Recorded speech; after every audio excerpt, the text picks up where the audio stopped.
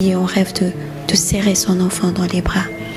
Et quand on a déjà senti cet enfant en soi, quand on l'a déjà imaginé, quand on a même déjà commencé à lui donner un nom, de le perdre pas parce qu'il a été malade, pas parce qu'il vous a été volé, mais parce que celui qui est censé protéger cet enfant est le même qui le détruit avant même qu'il n'ait vu le jour.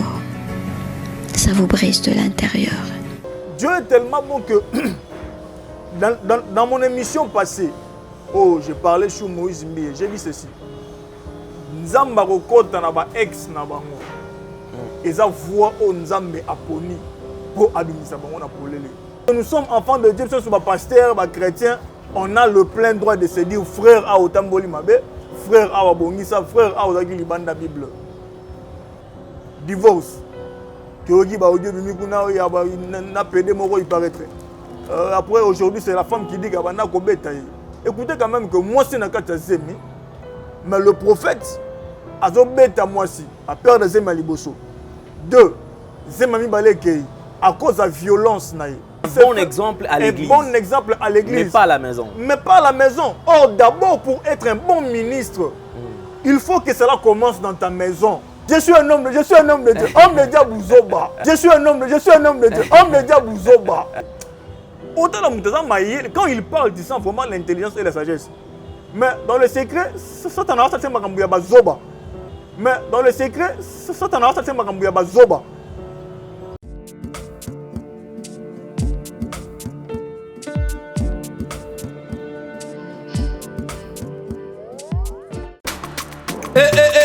Mwana mama kobuka na te yoka lisolo mama Gisnovitz yene coach ya loposo ya nzoto na bino aye na bakisi oyo ezotraite batempo banduta babokona ndenge na ndenge oyo epesaka mbindo mpe bosoto na kati ya nzoto na bino lokola poche des yeux ride na elongi vieillissement oprofite na cash ne okoma kobomba elongi okoma koyokela nzoto na osoni kobuka na te luka kaka mama Gisnovitz okozonga lekeleke mwete ku mama na ngai babi mama Gisnovitz azo soigner nyonso etali loposo ya nzoto na bino yo muto betela batampo esalaki ezambe te esilaka te elongi nzuluka ekoma lokola mutu batume na depo makala yaka po toyebi docteur aza kaka moko coach aza kaka moko kozwa ye eza nango facile aza mpe na Facebook WhatsApp basite nyonso ya internet soki olingi ozwa baproduit na ye livraison nango eza partout dans le monde tobeta www.gisnovitz.com azosala mpe compte YouTube tobenga biso awa na plus 44 74 24 025 737 na bwaneli lisusu plus 44 74 24 025 737 balapa.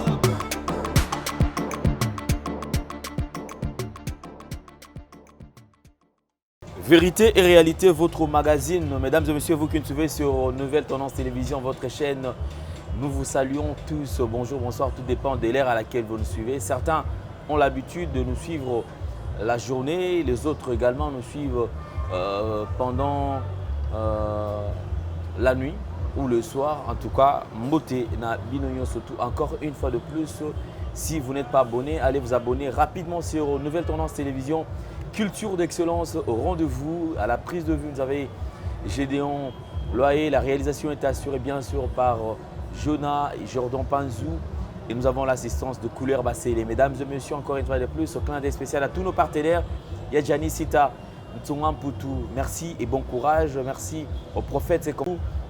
Merci encore une fois de plus à vous qui êtes branchés et certainement au Landarabiso, Chouchouna Tati, la véritablement femme d'affaires. Maman Marie M5 depuis Liège, merci à elle aussi. Je penserai également à Maman Elena Monzila.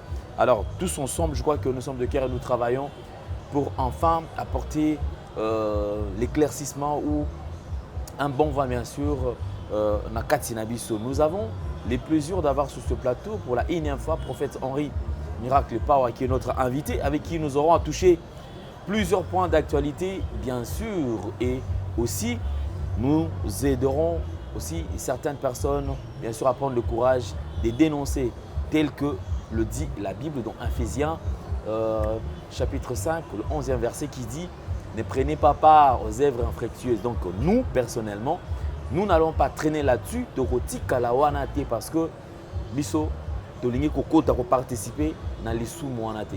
Tolingite. Prophète Henri, bonjour et bienvenue. Bonjour Papa Alain, merci. La santé, ça va? Ouais, ça va par la grâce du Seigneur. L'Éternel nous fait grâce. Tout va bien. Je salue aussi Banderonio Sobazolanda Bissona partout dans le monde. Grâce à Nzambé à la partage. Sinon, ça va par la grâce du Seigneur. Tout va bien. Merci. Nous adoptons un système tout bien. Dénonçons nos vivants. Dénonçons nos vivants. Tous les athées moutakou, fidèles, tout va que noter. Oui.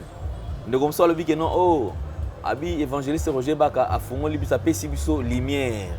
Alors biso c'est des dents. Donc biso la biso kuna soko bungika en tout cas. Il faut te dénoncer. Il faut te le pour que ozonga. Et puis dénonciation là qui s'appelle Nzambe azolinga yo. Nzambe a besoin quand même temps azo répondre a besoin ozonga sur le droit chemin afin que ozala épargner puis salut. Prophète Henri, je crois que nous allons traîner tout autour il y a tous appels audio oyo. C'est vraiment que par rapport à la qualité des fois, il y a des éléments où ils ont un éclaircissement, ils ont un son à monter. Mais on va quand même se démerder pour enfin vous proposer cet audio attentivement et on se retrouve tout juste après Tolanda.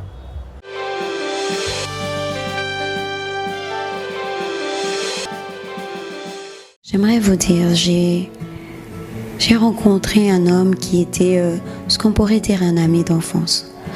Ayant grandi dans le même environnement, des familles qui se connaissaient. Nous étions enfants et ils sont partis, ils ont quitté le pays, nous sommes restés. Quelques années plus tard, il est revenu. Nous n'étions plus des enfants, encore moins des ados, nous étions des jeunes adultes. Revenu au pays, la flamme est revenue rapidement et en quelques mois, 4-5 mois, nous avons décidé de nous marier. À propos du travail, on se fait battre. À propos des amis, on se fait battre. À propos des questions que l'on pose, parce que dans un couple, nous sommes censés partager. Très vite, ça tourne à la violence, ça devient un problème. Ça devient un problème. La jalousie, mal exprimée, mal gérée, mal contrôlée, peut emmener à plusieurs dérapages. De ce dérapage, il est arrivé des événements très fâcheux et très tristes, je devrais dire même. Enceinte, pour la première fois, ce que je pensais être cette chose qui aurait permis que ce couple se retrouve. Je suis tombée enceinte, c'était merveilleux, mais dans un excès de colère, il n'a pas pu se retenir. Il s'est lancé dans une violence, des coups et des choses que je ne saurais pas décrire. Je me suis retrouvée à l'hôpital et j'avais perdu mon bébé. Pour une femme, c'est une douleur indescriptible. On rêve toutes du prince charmant, mais on rêve aussi d'être maman. On est petite fille et on rêve de serrer son enfant dans les bras. Et quand on a déjà senti cet enfant en soi, quand on l'a déjà imaginé, quand on a même déjà commencé à lui donner un nom, de le perdre pas parce qu'il a été malade, pas parce qu'il vous a été volé, mais parce que celui qui est censé protéger cet enfant est le même qui le détruit avant même qu'il n'ait vu le jour. Ça vous brise de l'intérieur. Ça a continué, j'ai fait l'effort de pardonner, de me dire que c'était un accident. Nous avons évolué, une deuxième grossesse est arrivée et je me suis dit, merci Seigneur, ça va être, il n'y a qu'un bon souvenir qui peut vous aider à effacer un mauvais souvenir. Justement. Mais malheureusement, la violence ne s'est pas arrêtée. Les crises de nerfs ne se sont pas arrêtées. Moi, je ne sortais plus. Moi, je ne côtoyais plus les autres. Mais lui sortait. Mais lui pouvait rentrer quand il voulait. Et je n'avais pas le droit de poser des questions. Je n'avais pas le droit de savoir. Sinon, c'est la foudre qui me tombait dessus. Et cette violence a repris de plus belle. Je me suis battue pour prendre sur moi, éviter le plus possible de me faire crier dessus ou de me faire battre pour arriver jusqu'à la fin de ma grossesse. Malheureusement, les coups reçus, la violence subie pendant cette deuxième grossesse ont fait que, certes, ce bébé est venu au monde, madame, mais il n'a pas survécu.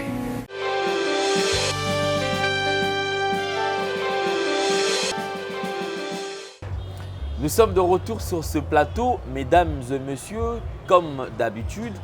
Je crois que vous qui nous suivez partout à travers le monde, restez branchés, scotchés. Aujourd'hui, nous parlons ou nous touchons ces sujets où on parle d'un serviteur de Dieu, prophète Joël Francis Tatou.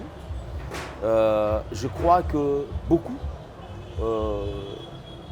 connaissent un peu la personne. Et je me pose la question, cette série qui continue ou qui recommence en 2020, nous avons touché plusieurs points. Il y a eu beaucoup de serviteurs de Dieu qui ont été exposés, qui ont été traînés dans des histoires pas propres, dans des histoires vraiment pas bien à consommer. Mais on croyait que ce n'était que cette année-là, mais bizarrement, en plein 2021 commence encore avec la même chose. On se pose la question, qu'est-ce qui ne va pas? Est-ce un groupe de gens qui montent ces cabales pour enfin détruire l'image de ces serviteurs de Dieu? Point d'interrogation. Je ne me donnerai pas la réponse. Je me pose la question, aujourd'hui on nous parle d'habits, on nous parle d'harcèlement sexuel, on nous parle d'escroquerie, on nous parle de la méchanceté, on nous parle de l'exploitation de l'homme par l'homme, on nous parle de beaucoup de choses. Mais bizarrement, si cela pouvait peut-être toucher ceux qui sont païens, ou nous avons l'habitude d'appeler païens entre guillemets, peut-être on n'allait pas vraiment nous déranger assez. Mais bizarrement, là, ce sont des serviteurs, tu sais que c'est 10 serviteurs de Dieu. En principe, ce sont eux qui devaient être modèles. Mais bizarrement, ils sont traînés dans cette histoire. Alors, comme je vous ai dit, nous sommes avec le prophète Henri. Là, c'était l'audio où la femme d'un des prophètes qui expose son ex. On se pose la question, c'est une crise de jalousie. C'est vrai, ils ne vivent plus ensemble. Est-ce que c'est un jeu monté ou c'est vrai? Vérité et réalité comme votre magazine. Prophète Henri, vous avez la parole. Nakoyoka audio oyo makambo ko le dernièrement auto zala na awa sur le dossier pasteur Moïse Mbiye et awa tozongi lisusu après kaka donc même temps le dossier pasteur Moïse Mbiye eleki ekoleka mbala moko tokomisu na prophète lisusu Joël. Gloire soit rendue à Dieu comme j'ai l'habitude de le dire. Nzambe a permettre à tout le monde toyoka makambo yo ezolekana na kati ya bato. Pourquoi? Parce que soki mutu aosala makambo na nkuku azobosana que la Bible dit rien de caché ne restera caché, surtout devant la face de l'Éternel. Et batiaka lumière na se amesate. Parce qu'il y a des lumières de ténèbres et il y a des lumières de Nzambe. Alors, lumière à ténèbres, le rôle de la lumière, soit tu as un ça, afin de compte, tu as un ça et malikolo, mais ça, lumière est monana. Donc, plusieurs hommes de Dieu aujourd'hui, moi je regrette beaucoup, les gens veulent se marier. Babalani. Tant que Babalani, on a commis du Tumba. C'était comme ça l'année passée. Moïse Mbi a bandi, Mike Kalamba a bandi, Abeta Mwasi Mosabimi. Donc, Dieu est tellement bon que dans mon émission passée, oh, j'ai parlé sur Moïse Mbi, j'ai dit ceci. Nzamba Rokota na ba ex na bango. J'avais dit ça. Na émission Oleraki. Nzamba Rokene Rokota na ba ex na bango pour ba dénoncer makambo bandeko bandeko sala eza voix au Nzambe aponi pour abimisa bango na polele. Donc et voilà maintenant cette sœur qui l'épouse, l'ex-épouse. Il y a prophète Joël Francis, un homme que je respecte beaucoup aussi. Malheureusement, ceux qui sont à Libanda, mais lorsque je suis ici, avait dit même l'évangéliste Roger Baka l'autre fois, si on a la chair, pour être le roi chair, parce que celui qui tue par le peu périra par le peu. T'honorer Malobanzambe. Ça fait mal. Au ligne moi c'est moi là-bas.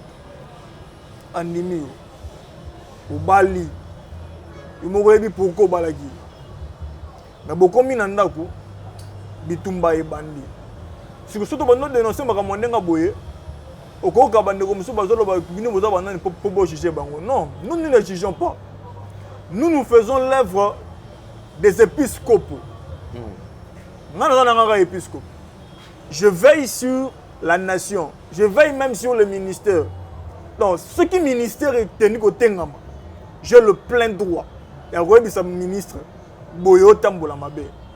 La Bible dit notez-les, reprenez-les. C'est comme dans le bien.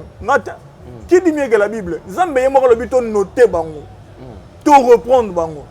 Qui me dira na répondre noter parce que nous avons juste. On ne juge pas peut-être le monde. Mais lorsque nous sommes enfants de Dieu, nous sommes pasteurs, chrétiens, on a le plein droit de se dire frère à Otamboli Mabe, frère à Wabongisa, frère à Otagilibanda Bible. C'est pourquoi le verset que tu viens de lire là bientôt, dans Ephésiens chapitre 5, verset 11, que dit la Bible, et ne prenez point part aux œuvres infructueuses des ténèbres, mais plutôt condamnez-les. Car il est honteux de dire ce qu'ils le font en secret. Si vous la honte qu'on dit là, ils ont honte pour les hommes combo Nzambe. Donc combo Nzambe, parce que ce matin, le prophète Joël Francis, à Balaka, 2 ans, 3 ans après, à Kaboy na Mosne, divorce. Kyogi ba audio bimikuna ya ba na pédé moro il paraîtrait. Après aujourd'hui c'est la femme qui dit que bana ko beta. Écoutez quand même que moi c'est na kata zemi, mais le prophète azo beta moi si, a peur de zema liboso. 2 zema mi balekei à cause de la violence naïe. Azo kangela ran ndeko na ndako, ndeko bimate mais prophète abimaka era alingi, azongaka era alingi. Moi c'est le bâté. Un mot à moi si boé frappe. Donc dictature penza. Dictature vraiment, il y a école de l'obakawana bata dictateur. Mais maintenant, c'est quoi un ministre de Dieu? C'est celui qui porte la parole de Dieu. C'est lui qui a reçu le mandat d'apporter les salis. Et Nakat Nayen Nzamba s'incarner. Il a une incarnation de Dieu. C'est la divinité de Dieu dans un homme. C'est ainsi qu'il a commis ministre de Dieu. Azan ancienneté à parole. C'est pourquoi l'évêque qu'on appelle l'ancien n'est pas celui qui a fait l'ancienneté physique à l'église. L'évêque c'est l'ancienneté par rapport à la parole de Dieu. C'est-à-dire que Moutounen Azaboué, à cause d'en a 10 ans. Mais ceux qui ont la connaissance élevée à parole, évêque dans cette église. C'est-à-dire que même un ministre de Dieu, au départ, il a la parole de lui à l'évêque. Mais que dit la Bible par rapport aux évêques? Nous qui portons la parole de Dieu. Lisons 1 Timothée chapitre 3 verset 6. 1 Timothée chapitre 3. Non, nous commençons à partir du verset 2. La Bible dit, il faut donc que l'évêque soit irréprochable.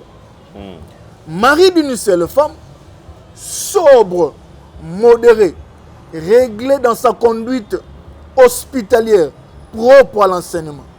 Il faut qu'il ne soit ni adonné au vin, ni violent, mais indulgent, pacifique, désintéressé. Il faut qu'il dirige bien sa propre maison et qu'il tienne ses enfants dans la soumission et dans une parfaite honnêteté. Car si quelqu'un ne sait pas diriger sa propre maison, comment peut-il prendre soin de l'église de Dieu? Qui dit mieux que la Bible? Toi qui as la parole de Dieu, on t'appelle prophète.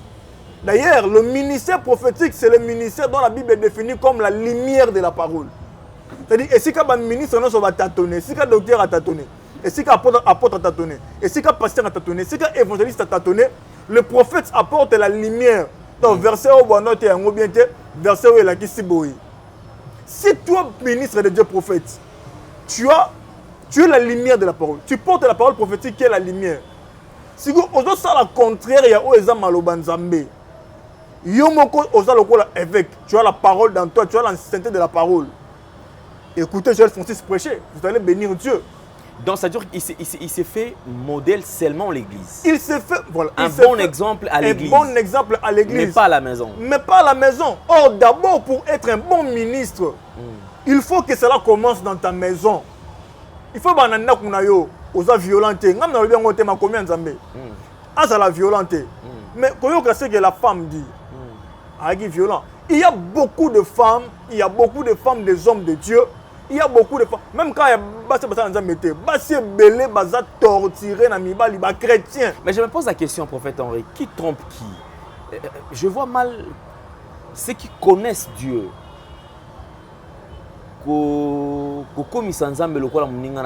C'est ça qui nous étonne. Apparemment, c'est comme si quand même serviteur de Dieu. Il y a ces problèmes. Il y a ces problèmes, Papa Alain. Parce qu'aujourd'hui, je ne sais pas, c'est. Et là, on est cause ya makambo nyonso oyo. On dit que les lots écoutent dans la église tellement le pasteur, son ministère est centré sur sa propre personne. Il donne plus sa propre gloire que la gloire de Dieu. Certainement, il faut que ministre pour mais il y a des ministres donc son ministère est centré sur sa propre personne. Il ne montre pas la voix. Parce que si il faut que nos voix. Il ne montre pas la voix. A commis tellement de notoriété, et alors, Batouba fidèle, comme il maintenant ministre pour les Kanzambe. Donc, mon dit, a la capacité à soumourir dans les secrets. Mais ce que mon pasteur a zongi mosantu. Or, c'est Dieu qui voit dans le secret. Or, c'est Dieu qui voit dans les secrets. C'est lui qui sonne le cœur et les reins. Peut-être que même pasteur Wazobangawana, il y a grand écobiste, grand moutamassoumou, grand tout, grand avortateur, donc. Mais et évangéliste consommateur potentiel de Oudjana, il y a un pasteur. Mais c'est comme mon limiaye aussi à Moutamasumu. Abang pasteur na Yesu Moutamasumu. Aujourd'hui, on retrouve à l'église deux pasteurs Oyo. T'as un pasteur à côté de moi. J'ai écouté un homme de Dieu dire à tellement la chère à l'église naïe. Après si communiquer au dimanche sans consulter Banabat. Parce que maintenant on va à l'église. On a pas besoin de molimo. Mais bana ba parents na ndaku et puis baza basi abatu na ndaku OK miba lipé abatu na carte intercession à cause na ba maman ba femme mariée bana batu bana ba parents na ndaku ma hôtel ma bona cher na mona ngo a partir de bozo na ndaku wana na poko bozo nyawa prière intercession bandi 3 jours na église pasteur sans tenir compte du programme sans tenir compte du non a bien été que maman na faut que ça na permission na ndawe pas mobile na bana na faut que ça permission. Dieu est un Dieu d'ordre. Alors c'est ce qui entraîne que les lots, il y a beaucoup plus à la base, il y a pas divorce. Certainement, parce que moi c'est mieux respecter mon bal n'a été mais mon pasteur c'est un péché. C'est un péché papa zo la nanga na maman zo la nanga que obanga pasteur na yo makasi ko le kamobali abali yo. L'homme qui a donné la dot pour toi. Pasteur appelle ça la dot. Qui te dit que pasteur a l'approbation de Dieu sur lui? Donc pasteur a coupé sa maman batu mitine no pena. Donc oka maman bien papa migolo papa boy na ya prière te. Pasteur rotine na yo o boya décision mobile na yo mais o ya prière. Poto sa pasteur. C'est un péché et le liban no recoufwa faut t'enzambe parce que ozaki maïe l'été. Tu ne peux pas craindre un homme de Dieu plus que ton mari andaku. Je répète, c'est un péché. Donc papa bali moi si moi ça boy ko tout sa mobile na ye. Pour pasteur à lobby parce que pasteur est un ministre a une parole, a une prophétie, a un miracle. C'est un péché. Donc maman n'a pas au moins so bali na mbongo boy. Ako banga jamais pasteur na ye, ako bafoué jamais décision mobile na ye, likola pasteur na ye.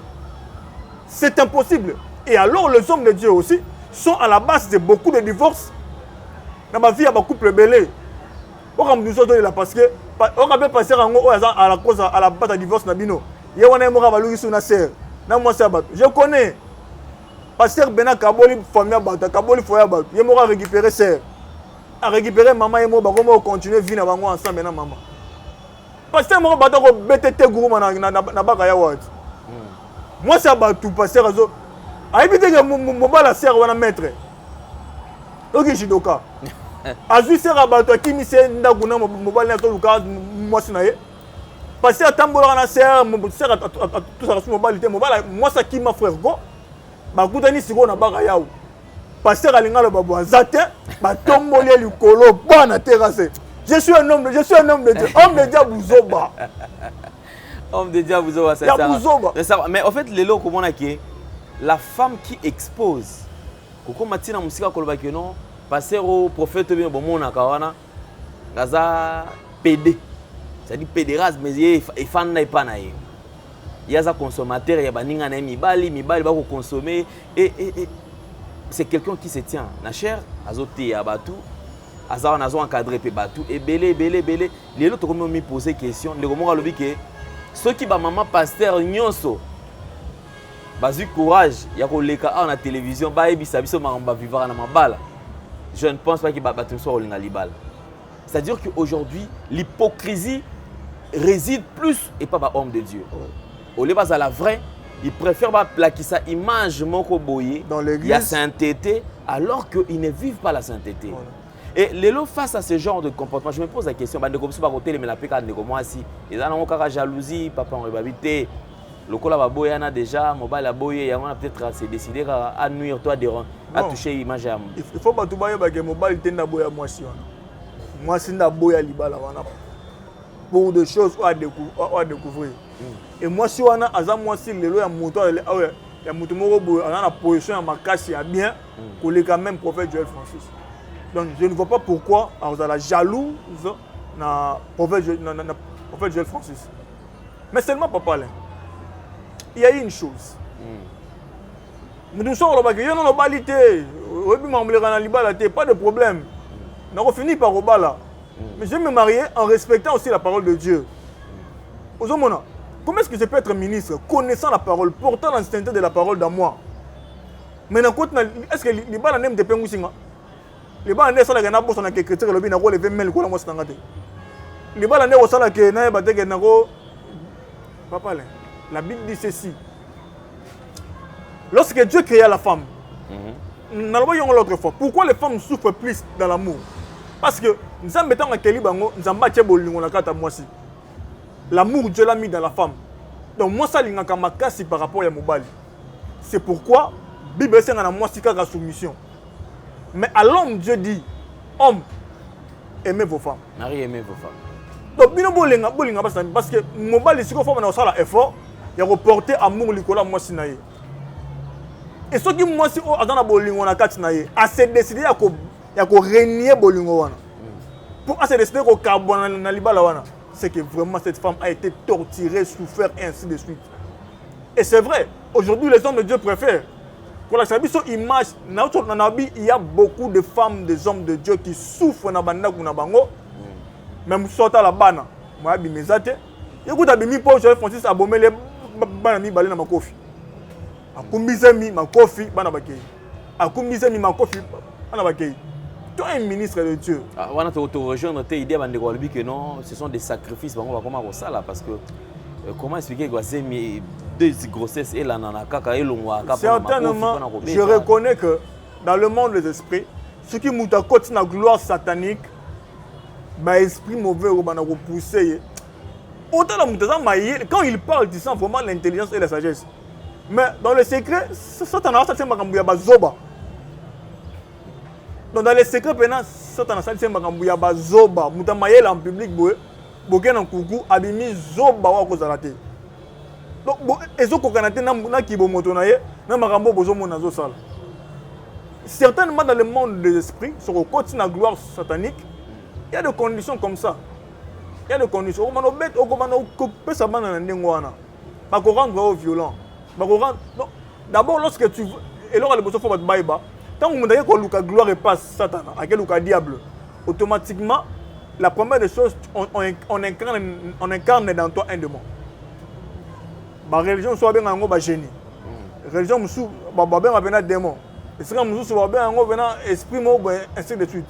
ba ko incarner na kati na yo po yaba na kosala musala oyo sala mais ye na sala ngona place na yo otanga kombo nzambe obondela kombo Christ mais en réalité tu ne parles pas du vrai Christ, à savoir que même dans le rose croix babondela ka Jésus Christ sachant qu'il est le premier prophète ainsi de suite au bango baebi.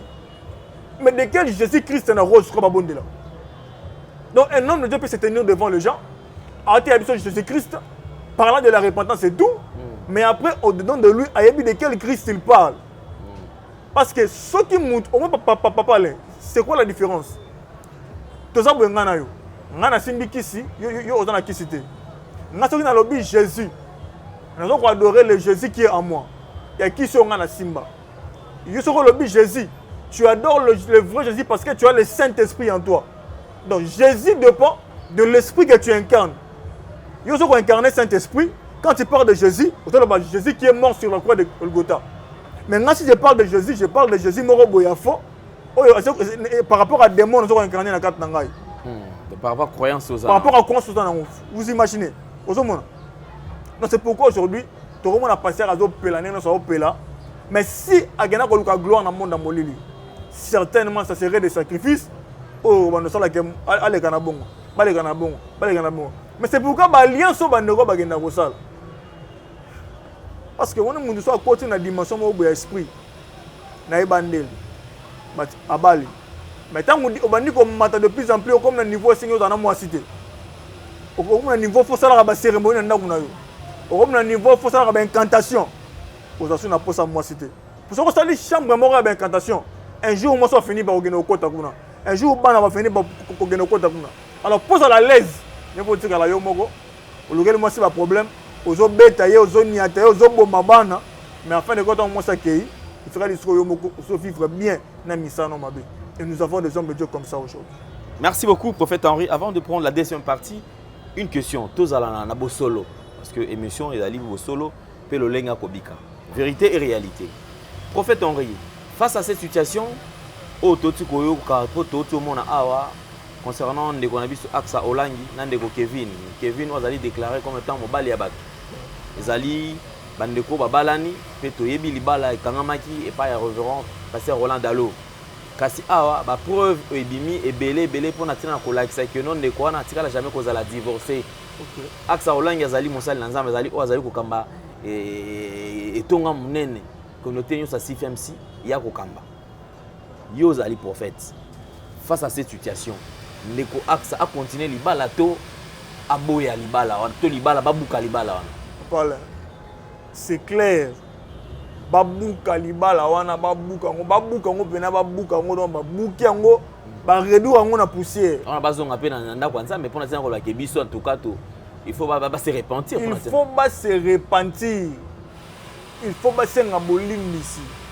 Ba se repentir babuka libala. Ba se ngabolimbisi na nzambe to na baiki na batu nyonso to ba beta mabaku.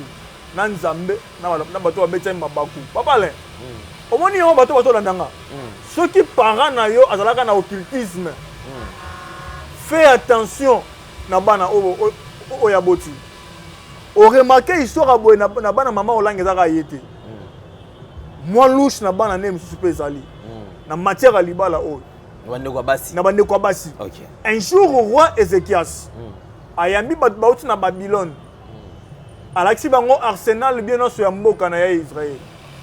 Prophète Isaïe aye ko bisaye banani bayaki na ndaku na yo abisa bango abi bataki Babylone bayaki atune osalaki ni na bango abi na lakisi bango bosi na sonyoso yoka prophète abi ainsi par l'Éternel dans les jours qui viennent biloko nyonso erokoma na mboka Babylone na mboka bapaya ba ennemi na biso na mboka idolâtrie pe bana na yo bakokoma servir kuna bakokoma basali na mboka wana bana ya mokonzi Ézéchias olani aboya maloba wana Ézéchias alobi iyo parce que na tangu na nga na kozala na gloire na kozala bien makambo wana ekomela bana nga na kozala te. Ça veut dire qu'il y a des gens, des ministres de Dieu, des pasteurs, des parents, oyo bakotaka na occultisme. Mais c'est que le bazoye baté conséquences na que bana na bango fallait bana ko subir instabilité ba parents ba luka na gloire na bango. À savoir, je le dis clair. Moi personnellement je n'ai jamais cru à ce ministère. Il y a beaucoup de témoignages louches. Nicolas, ministère, il y a maman Olang et papa Olang. Peut aller en mesquin à Bakenda. Mais il y a ces gens, de par l'Esprit de l'Éternel, et beaucoup de choses, ils n'ont pas servi le vrai Dieu. Ils n'ont pas servi le vrai Dieu. Et maintenant, mais Ézéchiel, c'est un aventurier total où le témoignage est fondé sur lui-même. Mais tous les témoignages que Ézéchiel Bishima peut savoir, permettez-moi l'expression, c'est un escroc aventurier, un imposteur, un malfaiteur. Témoignage sur un enfant d'Yemogwa, Nenga Bana l'examen à Mobo dans le bâton de Gala. Bafandi va raisonner, Toroba Boy, Torosala Boy, Torobaluka Boy, Torosala Boy. Attends la témoignage, attends la YouTube, ils ont un solo, c'est quoi un solo? Bapia ba témoignage. Donc on va copier à peu près la même chose. Aïe dans Alexis mon amour ba kufa c'est quoi wale? Ah bah c'est son maramalokuta lokuta. Parce que mon que moi na wana mbongo eko daté. Il faut y mora loba. Pourtant ba bando gele mawa, ba benga gena ba. C'est un témoignage faux que Ezekiel a opé ça na ba chaîne a opé ça. Moi ça m'étonne que bazo ya ba yo kaka bon. C'est un témoignage faux. OK. Donc ce que moi maman Olang, merci. C'est que naie na maman Olang baza batumoko. Ah bon. Baza batumoko. Merci beaucoup. C'est pourquoi les conséquences de l'Obana doivent subir un mot. Mariage, l'instabilité, vous imaginez donc, les balawana babukango baka babukango baka tango ba redour ngo rien. Bakabwana. Mon balawana que c'est moi ce n'est pas pardon sur Merci beaucoup. On va répondre ces dossiers très prochainement. Dossier AXA, Olangi, Nande Gonabiso, Kevin, Kevin Tomegape Kozongela on poto ba réellement. Parce que l'église s'est impliquée parce que quelque part, ils allaient finir sa combo à Jésus-Christ de Nazareth. Pour battre mais non, on a vraiment, il y a des servants de l'Éternel, il y a Sambelaka, il y a Ponani, il y a Salamambabo. Est-ce qu'il y a il se préparer? Je ne pense pas que les balans une semaine, 2 semaines, non. Avant le mariage, il y a toujours un temps. Pour se préparer. Le temps de se connaître, il y a Kozala, il y a fréquenter ma famille, il y a passer à Moutou. C'est vrai, on ne traîne pas sur le passé, mais Moutou on a besoin quand même un fils que moi passer pour et servir, il y a orienté Ndeko. Alors, Makambo, est-ce que Ndeko Nabiso Axa Olangi, aux ouaka temps, il y a Ndeko Kevin T. Point d'interrogation. Est-ce qu'aux ouaka temps, il y a Sola famille? Et à ce que je sache, Bandeko Basi Bozala Soy quand mobile a bêté le solo que notre la Koutungana a divorcé, Ngana Bolinga toujours posé la question moi yaka. Papa, je voudrais que tu me dises Boukni Nizalaki cause il y a divorce na bino. Nini Salaki bino mi balé Boka Bona. Pourquoi vous posez cette question? C'est parce que vous avez besoin, vous en avez besoin oyeba. Problème mais qui place peut-être qui servir qui ma problème pour aimer ma sous na divorce. Alors, toujours, et surtout, lorsque vous dirigez une assemblée de Dieu, il faut faire très attention. Parce que Maramabo, et aussi ça va tout goût, il y a Yesu. Et aussi ça va un dégoût. Et les gens pensent que les occultistes basent la puissance que le cas Jésus-Christ. Ça, non. Merci beaucoup, prophète Henri. Deuxième, vous avez la parole. Je crois quand même il y a eu de service. Vous avez eu le temps de parler avec des gens et tout. 2021, on continue notre programme et on se tout. Merci beaucoup. Zamba yebisi ngai na feti ya Kana Jésus abongolaki mai vino kasi sali wana bato bamonaki te yamba souffle ngai bikenda na veni Luka na direction Birmanie derrière maison communale ya Ngiringiri ndio komona sali wana yango na ye po ye nzambe akosaka te po nga na yebisa nzambe wana so akosi nga na ye tolobana te. Du nouveau à Kinshasa, Ngirigiri Latiela Mayasika, la salle polyvalente Sam Selchek met à votre disposition une salle de qualité, conditions VIP, sécurité assurée, tout au bon point, très disponible à un prix abordable. Mariage, conférence, réunion, anniversaire. Pour toutes vos cérémonies, Sam Selchek, très disponible. Bien-aimés de toute la ville de Kinshasa, RDC, Tobengi Sibino, Yassika, di nouveau, nulle part ailleurs du nouveau à Kinshasa. Pour tout contact,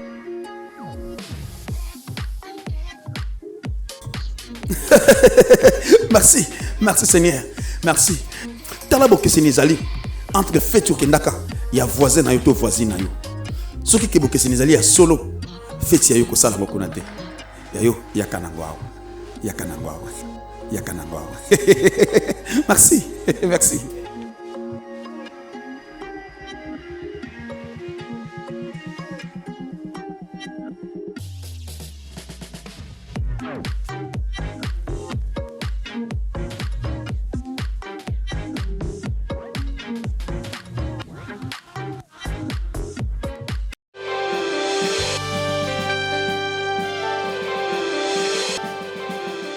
Shalom, bien-aimés dans le Seigneur, que l'Éternel vous bénisse abondamment et que la grâce de notre Seigneur Jésus-Christ est à la partage de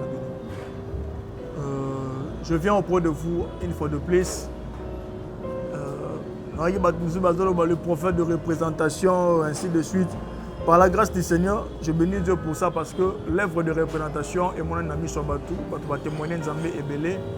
Depuis moi, il y a décembre, qui na prière moko ya moulaï ba témoigner qui Nzambé d'une manière extraordinaire, ba témoignage eza na site et moi en janvier Nzambé a recommandé qui biso par l'ange de l'Éternel tozonga na prière.